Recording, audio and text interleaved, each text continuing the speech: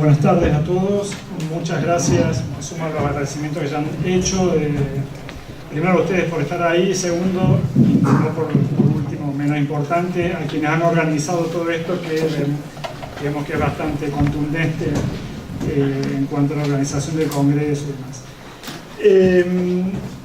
Respecto, voy a ir recogiendo algunas cosas que se han dicho, que ya han dicho los que me han precedido en la palabra. Pero la verdad que hay una sensación contradictoria, no me acuerdo a quién le decía al principio, hablar de estos temas siempre es interesante, digamos,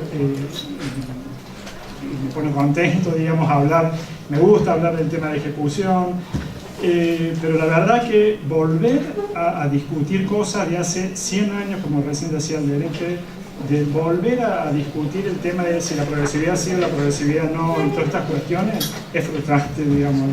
Es medio como retrasar la discusión y tenemos que ir hacia adelante. Pero bueno, somos defensores y hay que volver a decir las cosas que ya estaban dichas y volver a convencer a bastante gente, sobre todo a los jueces y además y a otros magistrados, para que en definitiva se declare buena parte de esta ley de la reforma de la 27.375 inconstitucional. Todos sabemos de que, para ir agregando también lo que dijo Rubén al principio, esta ley, la 27.375, se enmarca, digamos, también en lo que se conoce como el Programa de Justicia 2020, que es un programa creado desde el Ejecutivo Nacional, en el cual, en uno de los ejes, que es específicamente el eje penal, se impulsan las reformas integrales del Servicio Penitenciario Federal que permita la reinserción social. Dentro de ese objetivo, tiene varios objetivos, pero dentro de ese objetivo hay distintas iniciativas. Una de esas iniciativas era la reforma de la Ley 24.660, que es la plasmada, en la que quedó plasmada, digamos, la 27.375. En definitiva, está diciendo de que sigue teniendo como eje principal la reinserción social, aunque después lo borre con las próximas, con la norma misma, digamos, va borrando los objetivos que tiene. Evidentemente que si uno, como una política de Estado, quiere modificar una ley, el deber ser me dice que he tomado nota de las cosas que suceden con la 24.660, hay algunas cuestiones que hay que modificar, lo cual es cierto, hay algunas situaciones problemáticas y hay que modificarlas. No hace falta detenernos, digamos, para visualizar rápidamente cuáles son las cuestiones problemáticas de la ejecución penal, algunas de esas, que es la sobrepoblación carcelaria, que es además del hacinamiento, la cuestión de la falta de vigencia de muchos de los derechos hacia los internos, la cuestión de la violencia no solo entre presos, sino entre presos y el servicio penitenciario, los agentes del Estado y demás. La cuestión de lo postpenitenciario, digamos, el artículo 51 del Código Penal, que no ha sido tocado en ninguno de todos estos temas, han sido siquiera mencionados en el escuetísimo, muy escueto debate que tuvo la ley 27.375. No aborda ninguno de estos temas, solo aborda algunos temas y restringiendo derechos, digamos, en mi criterio restringiendo varios derechos. Voy a ir pasando rápidamente algunas cosas. Lo que sí, el miembro informante, digamos, el diputado Petri, me parece también que tiene un claro, yo no sé si llamarle desconocimiento, digamos, pero sí hay una clara errada, digamos, tiene una mirada errada de muchas de las cosas que suceden y eso es debido a que sospecho que no sé si ha pisado el interior de alguna cárcel alguna vez. Pero más allá de eso, solamente quiero leer muy brevemente dos parrafitos de lo que dijo este diputado en el momento de la exposición de motivos, de la exposición, digamos, en el Congreso de la Nación. Dijo, en una parte, la sociedad que mira atónita como un condenado, por ejemplo, a 15 años, a los 7 años recupera la libertad.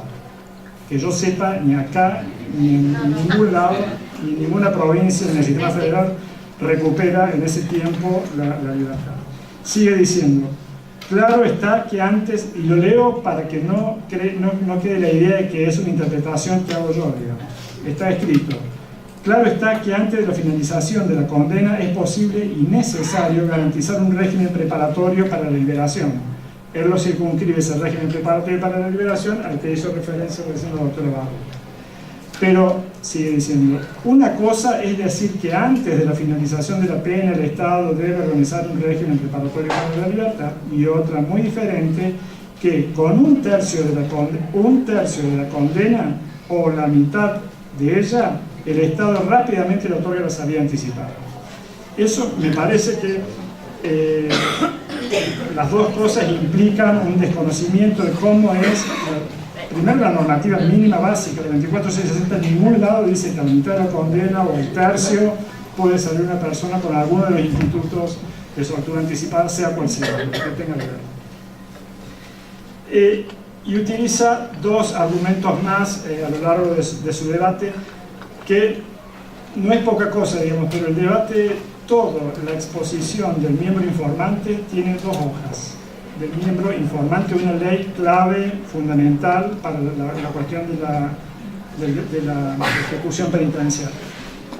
El reiterado argumento de la puerta giratoria, vuelvo a decir, la cuestión de la puerta giratoria, que todo el mundo sabe de que es absolutamente falso, si no los 89.000 y pico que hizo mención Rubén recién, ese número sería mucho más bajo, evidentemente. Y el otro argumento es, bueno, es esto de que la mayoría de los internos cuando salen delinquen. Muchísimos, utiliza la palabra muchísimos de los internos cuando salen del penal delinquen, digamos. Eso no está, primero, de ser cierto eso, primero que no es muchísimo, pero si fuera cierto, digamos, es una confesión estatal de que no está haciendo las cosas bien, digamos, en todo caso. Esta reforma claramente, para ya no tocar más este tema, claramente nos sitúa en el escenario político-legislativo previo a la sanción del Código de 1921, digamos. Con lo cual es un retroceso bastante importante.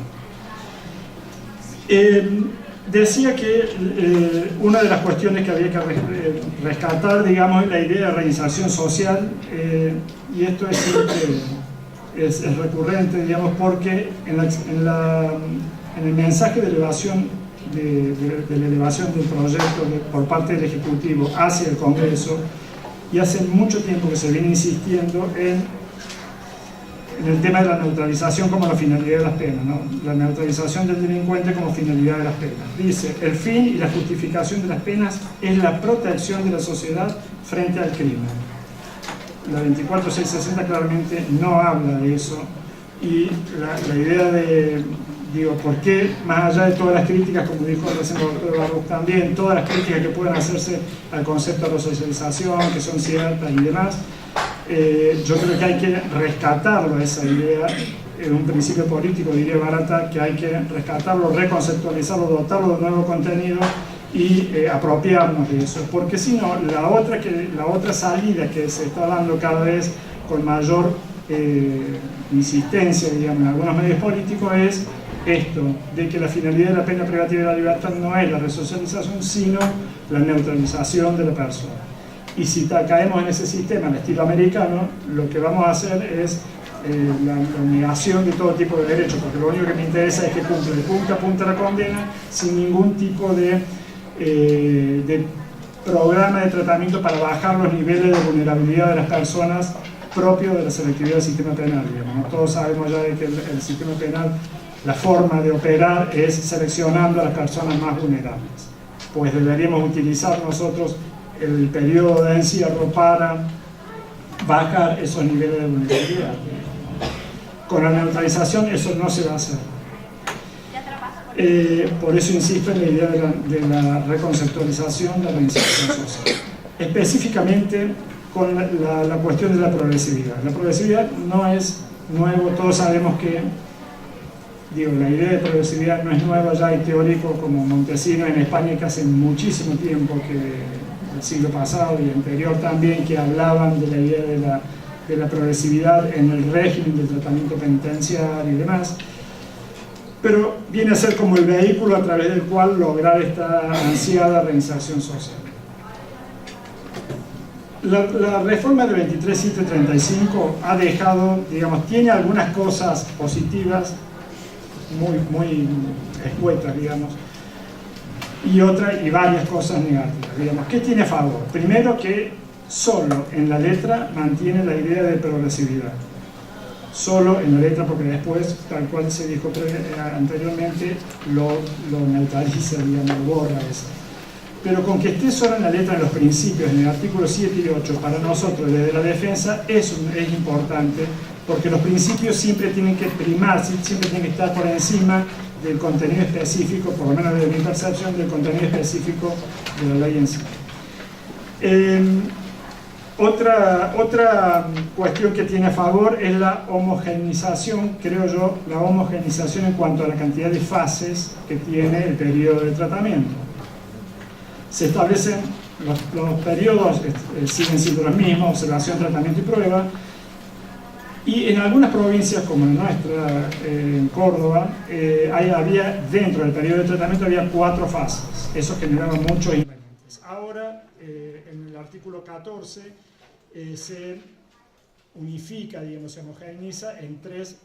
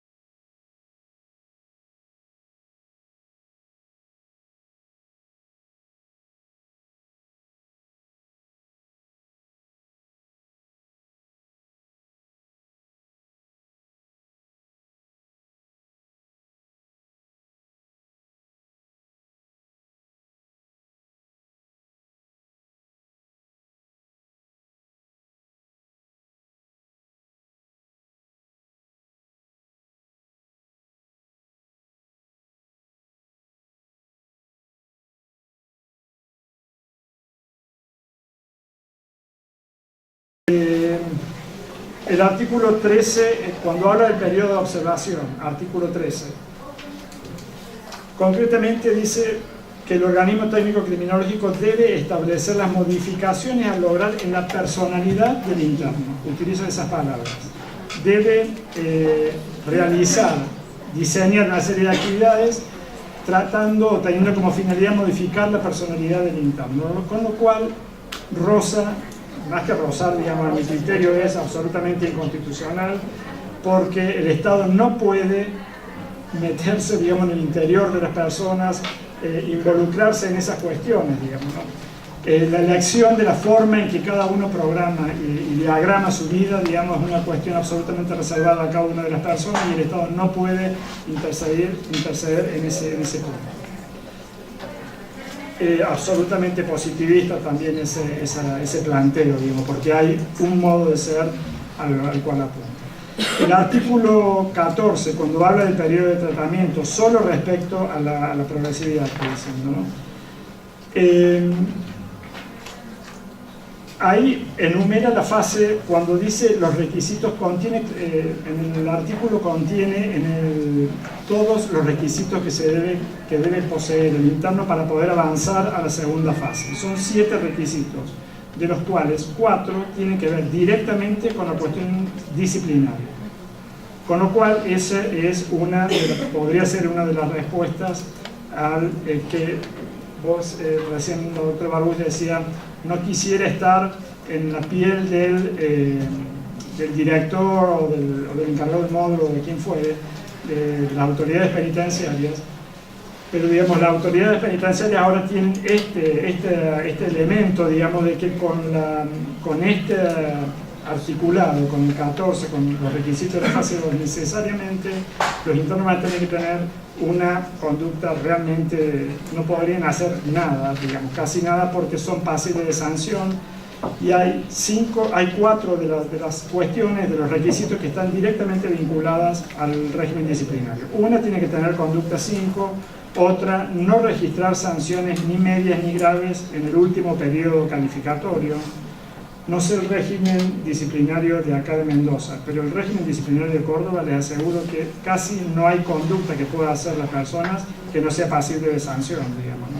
Casi todas las conductas, incluso conductas que en el exterior nosotros las podemos realizar sin ningún tipo de penalidad ni de sanción. Bueno, ahí dentro hay todo un tema de sancionatoria. Trabajar, estudiar. El problema hoy no es que los internos no quieran trabajar o no quieran estudiar. El problema es que todos quieren trabajar y estudiar y no tienen vacantes, no hay presupuesto, no hay nada de todo esto que ya conocemos todos. El famoso dictamen favorable de parte del Consejo Técnico Criminológico, con lo cual ahí va a ser una de las principales batallas que vamos a tener que dar, que ya lo venimos sosteniendo también porque ya viene desde hace bastante tiempo. Me apuro más, me quedo un poquitín más. El 14 bis también, dentro de lo que es el periodo de tratamiento, dice define quién es el que debe proponer el avance de fases o no, y habla específicamente de qué sucede en aquellos casos de que el interno avance de fase y luego comete una sanción, se lo retrotrae de fase.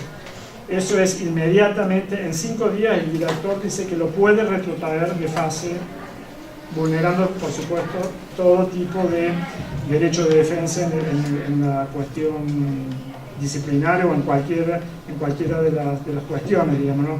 Pero no permite, no ordena tampoco correr vista, ni imponer, ni anoticiar a la defensa, nada de eso ha sido tenido en cuenta, digamos, y solo dice que producir algunos de los de las sanciones o si se comete alguna de las cuestiones referidas a la fase 2 puede ser retrotraído de fase.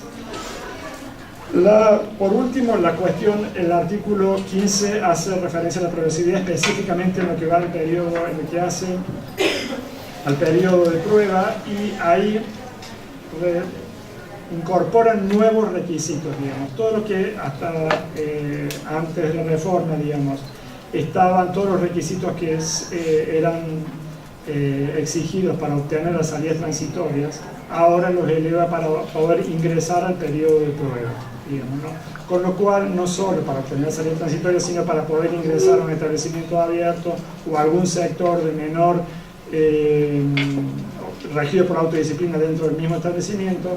Bueno, hay que tener todos los requisitos estos que antes eran para las salidas transitorias. Una cuestión que surge muy claro es que hay como un traslado de responsabilidad, va a tener un traslado de responsabilidad pobre, no quise estar en la piel de los trabajadores sociales, porque todo va derivado a los trabajadores sociales del establecimiento, incluso para cualquier tipo de soltura anticipada, como son las salidas transitorias, por ejemplo. Antes, si a criterio del juez era necesario, podía ordenar que se realizara con la supervisión del trabajador social. Ahora siempre es bajo la supervisión de una persona del área social, de un trabajador social, con lo cual va a tornar casi imposible la salida transitoria, porque el servicio social se va a sobresaturar y va a ser absolutamente imposible que salga una persona, porque hay muy pocos trabajadores sociales, acompañados de trabajadores sociales. Rápidamente, claramente para mí están establecidas muchas contradicciones en la ley entre adherir al sistema de progresividad y por otro lado negarla con el articulado concreto, digamos, ¿no? Y para mí una de las cuestiones que vamos a tener que batallar es en fincar, sobre todo darle mayor énfasis a lo que son los principios de la ley, que por algo están al principio de la ley, digamos, ¿no? Y que son los que deben imbuir todo el resto del articulado de la ley. Por lo tanto, si dentro de los principios está la progresividad, luego el resto del articulado de la ley no podría contradecir lo que los principios de la ley tienen. Por lo tanto, me parece que deberíamos ir buceando por ahí entre algunas otras cosas. Nada más, me pasa.